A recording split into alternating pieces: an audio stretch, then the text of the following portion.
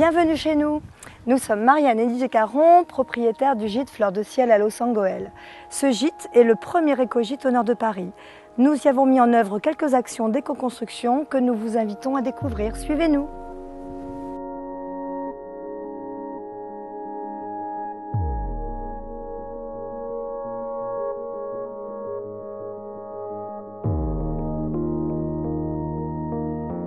Nous voici sur la toiture végétalisée.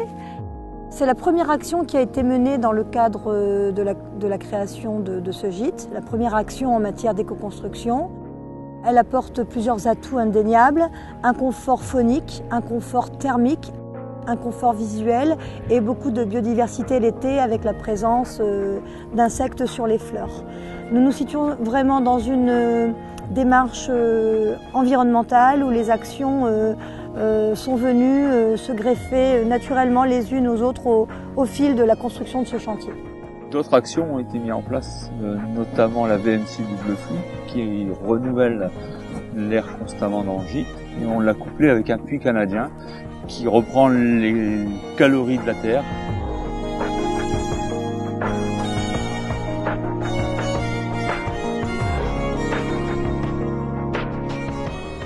Nous voilà dans le salon. Ce mur végétal est le cœur de notre gîte. Il comporte essentiellement 4 atouts. La dépollution de l'air, l'hygrométrie de l'air, l'aspect visuel est déstressant. Nous avons complété avec d'autres actions d'éco-construction puisque nous avons équipé le vitrage de voilage en lin, nous avons fabriqué les appliques murales des chambres avec du papier recyclé et nous avons peint les murs avec des peintures éco-labellisées, donc des peintures qui ne dégagent pas d'émanations nocives.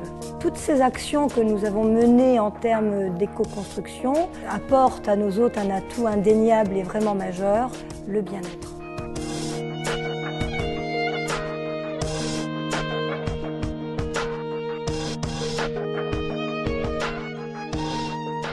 Bonjour, Franck Lenné, directeur de l'aménagement du territoire de la communauté Artualis.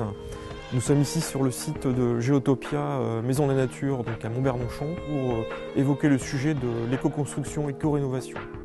Ça s'appuie sur plusieurs principes. Premier principe, bien intégrer son projet dans l'environnement proche. Deuxième principe, c'est faire en sorte qu'on utilise pour ce projet des principes constructifs qui tiennent compte et qui préservent l'environnement. Troisième principe, c'est faire en sorte que l'équipement, la construction ou la pièce rénovée puisse faire bénéficier d'un environnement sain, donc avec des matériaux naturels et des finitions naturelles. L'objectif général de l'éco-construction, c'est à la fois réaliser des économies d'énergie, faire en sorte qu'on ait un confort intérieur en termes de vie. C'est également s'appuyer sur de l'isolation, une isolation renforcée pour faire en sorte d'éviter les déperditions de chaleur. Il faut bien sûr pouvoir se tourner vers des architectes, des hommes de l'art qui vont aussi présenter aux porteurs de projets tout un panel de possibilités.